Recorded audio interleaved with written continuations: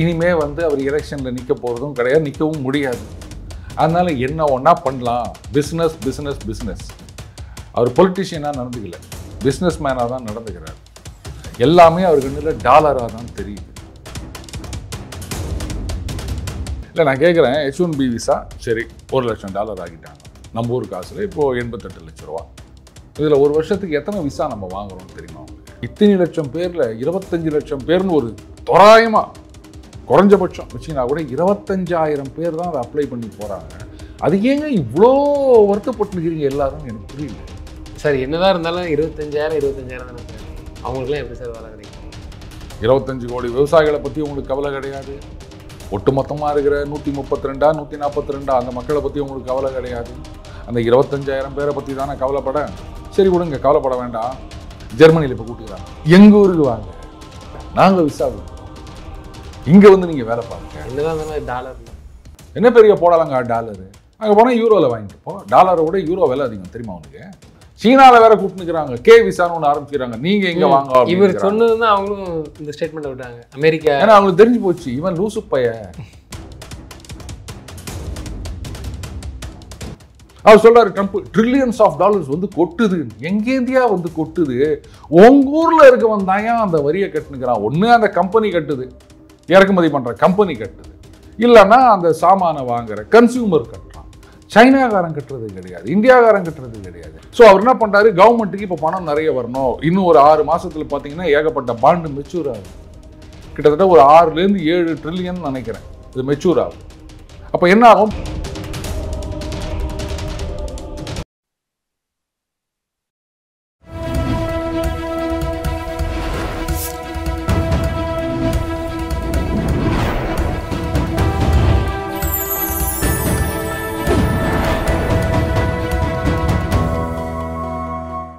Channel 5 Tamil நேயர்களுக்கு வணக்கம். இன்றைய நேர்காணலில் நம்மோடு பேச இருப்பது டெய்லி பஞ்ச் சரவணன் அவர்கள். சார் வணக்கம் சார். வணக்கம் ரூபன்.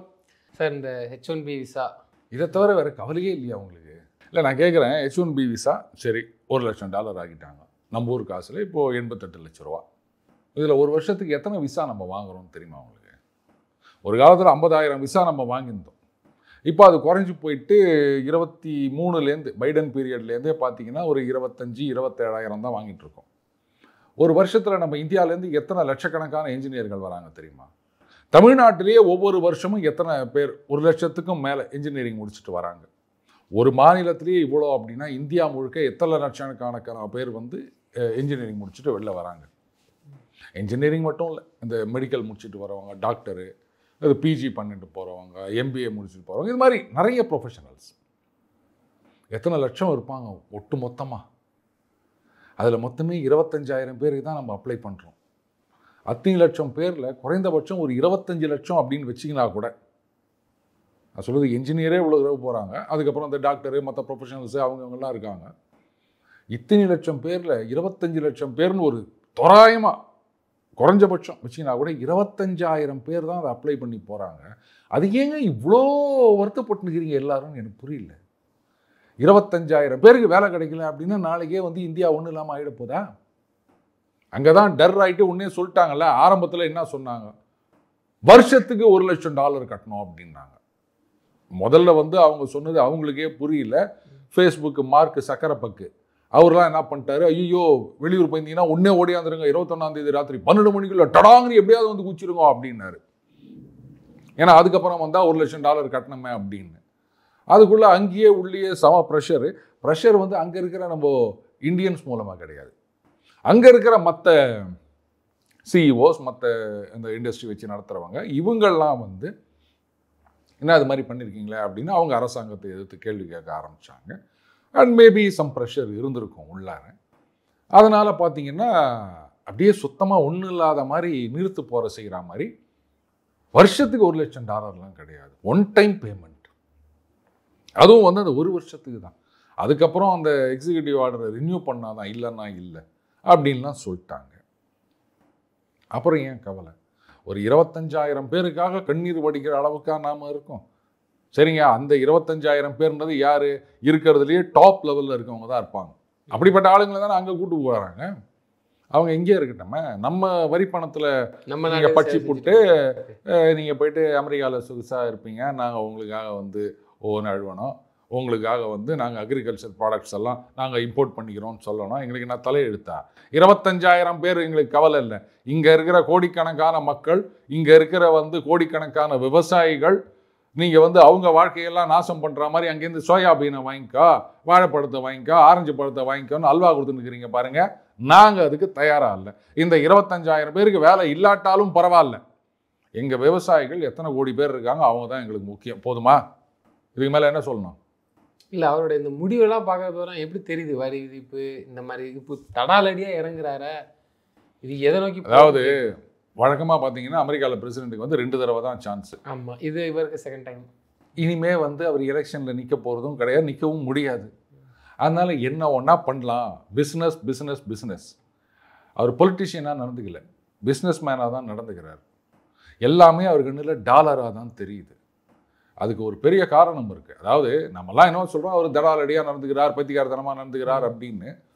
ஆனால் பிரிட்டன் எப்படி நாசமாச்சு அப்படின்ற அந்த வரலாறை நீங்கள் எடுத்து பார்த்தீங்கன்னா தெரியும். அதே பாதையில் தான் இன்றைக்கி அமெரிக்கா போய் நிற்குது ரூபன். அதாவது அந்த ஃபர்ஸ்ட் வேர்ல்டு வார், அதில் நிறைய அடி வாங்குச்சு பிரிட்டன், நிறைய கடன் வாங்க ஆரம்பிச்சது. செகண்ட் வேர்ல்டு வாரில் தான் வந்து மிகப்பெரிய அடி வாங்குச்சு. அமெரிக்காலேருந்து லெண்ட் லீஸ் அக்ரிமெண்ட்னு சொல்லுவாங்க, அமெரிக்காலேருந்து அவங்க நிறைய சப்ளை பண்ணியிருந்தாங்க. அதனால தான் அவங்களால சமாளித்து தாக்கு பிடிக்க முடிஞ்சது. சொல்லப்போனால் இந்த காலனி ஆதிக்க நாடுகள் ஏராளமான நாடுகளை பிடிச்சி வச்சுருந்தாங்க. ஒரு காலகட்டத்தில் பார்த்தீங்கன்னா உலகத்தில் கிட்டத்தட்ட ஒரு 25% அளவுக்கு அவங்க கண்ட்ரோல் பண்ணியிருந்தாங்க, காலனி ஆதிக்கத்தில் வச்சுருந்தாங்க நாடுகளை. ஏன் வந்து அந்த செகண்ட் வேர்ல்டு வாருக்கு அப்புறம் பார்த்தீங்கன்னா அதை அவங்களால மெயின்டைன் பண்ண முடியல, அந்த நிர்வாக செலவுகள் அதிகமாகுது. அந்த செகண்ட் வேர்ல்டு வாருக்கு அப்புறம் ரூபன் பிரிட்டன்லேருந்து எக்ஸ்போர்ட் ஒன்றுமே கிடையாது. ஏன்னா எல்லாமே வந்து அந்த யுத்தம், அந்த யுத்த தளவாடங்கள் ப்ரொடக்ஷன் இதிலேயே கான்சன்ட்ரேட் பண்ணியிருந்தாங்க. அதுக்கும் வந்து ரா மெட்டீரியல்ஸ் மற்ற நிறைய உதவிகள் அமெரிக்கா மாதிரியான நாடுகளிலிருந்து வந்திருந்தது. காலனி ஆதிக்க நாடுகள்லேருந்தும் சொல்லப்போனால் கடன்லாம் வச்சுருந்தாங்க அவங்க.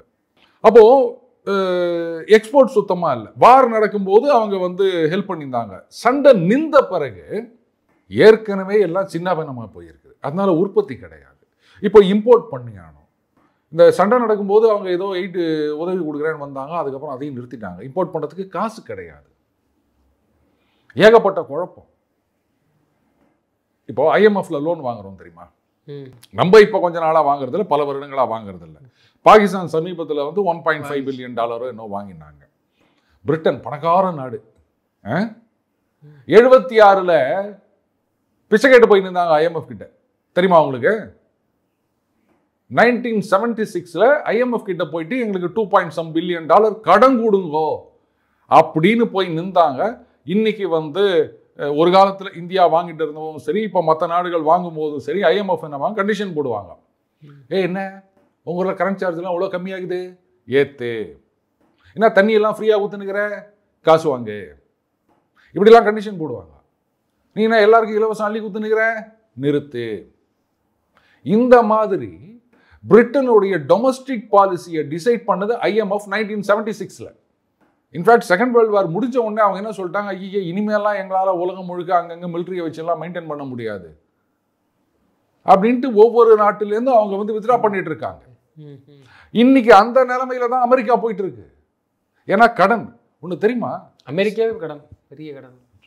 உலகத்திலேயே இன்னைக்கு மிகப்பெரிய கடனாளி யாரான அது அமெரிக்கா தான். 32 ட்ரில்லியன், அதெல்லாம் கணக்கு போட முடியாது. 1,76,000 கோடியோட இது பல மடங்கு அதிகம், அவ்வளோதான் என்னால் சொல்ல முடியும்.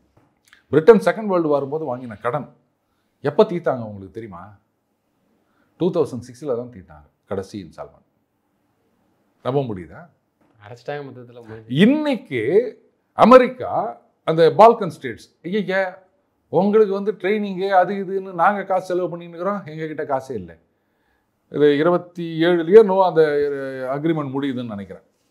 அது முடியும் போது இனிமேல் நீங்கள் காசு கட்டினா நாங்கள் ட்ரைனிங் கொடுக்குறோம், நாங்கள்லாம் ஃப்ரீயாலாம் வந்து ட்ரைனிங் கொடுக்க முடியாது அப்படின்ட்டாங்க. இந்த அமெரிக்காவை பொறுத்த வரைக்கும் இன்றைக்கி வந்து வட்டி கட்டின்னு இருக்கிறாங்க வாங்கின கடனுக்கு. டிஃபென்ஸுக்கு அவங்க செலவு பண்ணுறதை விட இப்போ வட்டி அதிகமாக இருக்குது. இதுக்கு என்ன சொல்கிறீங்க? அதனால தான் ட்ரம்ப்போடைய இந்த முடிவு. அதனால தான் அவர் பார்த்தாரு. இப்போ பிரிட்டன் பண்ணுற மாதிரியே பண்ணிட்டு இருக்காங்க. பிரிட்டன் எப்படி மற்ற நாடுகள்லேருந்து வித்ரா பண்ணாங்களோ அவங்களுடைய ஆர்மி ப்ரெசன்ஸை, இந்த டிஃபென்ஸுக்கான செலவுகளை குறைக்கணும், மற்ற செலவுகளை குறைக்கணும், கடனை தீக்கணும் அப்படின்னு நினச்சாங்களோ, நம்மளும் அந்த மாதிரி போய் மாட்டிக்க கூடாது அப்படின்னு சொல்லிட்டு இப்போ நேட்டோ கண்ட்ரீஸில் என்ன நாங்களே செலவு பண்ணி நிற்கிறோம். அதனால நீங்களும் வந்து இதை 1%, 2% இதெல்லாம் பத்தாது, 5% ஆஃப் ஜிடிபி நீங்கள் டிஃபென்ஸுக்கு செலவு பண்ணணும். சரி, செலவு பண்ணி என்ன பண்ணணும்? அதெல்லாம் நீங்கள் எங்ககிட்டேருந்து ஆயுதம் வாங்கணும். இப்போ அவருக்கு 2 விதத்தில் பெனிஃபிட்டா, இவங்க பண்ணுற செலவு குறையுது. இன் அடிஷன் அவங்க பட்ஜெட்டில் செலவை ஏற்றிட்டு அமெரிக்கா கிட்டேருந்து ஆயுதம் வாங்குவாங்க. இவங்களுக்கு வருமானமா? அந்த மாதிரி ஒவ்வொரு ஆர்டர் வரும்போது இங்கே லட்சக்கணக்கான வேலை வாய்ப்புகள் உருவாகுதா? அந்த வேலை வாய்ப்புகள் வரும்போது சம்பளம் கொடுக்கும்போது அதில் டாக்ஸ் வருதா? கவர்மெண்ட்டுக்கு ஃபாரின் எக்ஸ்சேஞ்ச் வருதா? லாபம் வருதா? அப்போ டாலருடைய மதிப்பு உயர்கிறதா? எல்லாத்தையும் கணக்கு போட்டு தான் அவர் வந்து டாரிஃப்ன்றார். இனிஷியலாக அவருடைய கணக்கு என்னன்னா, இப்போ இது என்னத்தை சொல்கிறது, இங்கே மாதிரியே நிறைய பேர் இருக்காங்கன்னு நினைக்கிறேன். அங்கே அந்த ஃபெடரல் ரிசர்வ் அவர் சீஃப் சொல்கிறாரு, இது பாருங்கள், அந்த விலைவாசி அப்படின்றது வந்து இப்போ கொஞ்சம் கொஞ்சமாக அங்கே விலைவாசி ஏறி நிற்குது ரூபாய். அது வந்து டாரிஃப்னால கிடையாது, கண்டுபிடிச்சிருக்காரு அமெரிக்காவில். அவர் சொல்கிறார், இந்த டாரிஃப்னால கிடையாது. அந்த டாரிஃபோட இம்பேக்டை ஜனங்க மேலே யாரும் போடலை. அப்போ யார் மேலடா போடுறாங்க? எப்படி அங்கே இருக்க கம்பெனிகள்லாம் வந்து இப்போ இங்கே இந்தியா மேலே 50% போட்டுக்கிறாருங்க. இது வரைக்கும் 100 ரூபாய்க்கு நம்ம இங்கே ஒரு டிஷர்ட் எக்ஸ்போர்ட் பண்ணுறோம் அப்படின்னு வச்சுக்கோங்களேன். இப்போ என்ன ஆகிடும், அமெரிக்கா கம்பெனி அது 150 ரூபா காசு கட்டணும். நமக்கு 100 ரூபா தான் வரும். 50 ரூபா அவங்க வந்து கவர்மெண்ட்டுக்கு வரி கட்டணும். அப்போ அவங்களுடைய அடக்க விலை 150 ரூபா ஆயிடுது. அப்போ 100 ரூபாய்க்கு வாங்கினது அவன் 120 ரூபாய்க்கு விற்கிறான் அப்படின்னா 150 ரூபாய்க்கு வாங்கினது எவ்வளோ ரூபாய்க்கு விற்பான்? 200 ரூபாய்க்கு விற்பான். அதே 120 ரூபாய்க்கு விற்றா அவன் கடையை இழுத்து மூடிட்டு போனான்ல. இப்போ 200 ரூபாய்க்கு விற்கிறான் அப்படின்னு சொன்னால் அப்போ அந்த காசை யார் கட்ட போகிறாங்க? அமெரிக்கன் கன்சியூமர் தானே. இல்லை இவர் எனக்கு லாபமே வேணாம் அப்படின்னு சொல்ல போகிறாங்களா? இந்த ஒரு பேசிக் கான்செப்ட் கூட தெரியாமல் அவர் வந்து அப்படியே அடித்து விட்டுனுக்கிறாரு. டாரிஃப்லாம் வந்து ஜனங்க பே பண்ணல, யாரா பே பண்ணுறாங்க? அவர் சொல்றாரு, ட்ரம்ப் ட்ரில்லியன்ஸ் ஆஃப் டாலர்ஸ் வந்து கொட்டுது. எங்கேந்தியா வந்து கொட்டுது? உங்க ஊர்ல இருக்கவன் தான் அந்த வரியை கட்டுனுக்கிறான். ஒன்று அந்த கம்பெனி கட்டுது, இறக்குமதி பண்ற கம்பெனி கட்டுது, இல்லைன்னா அந்த சாமானை வாங்குற கன்சியூமர் கட்டுறான்.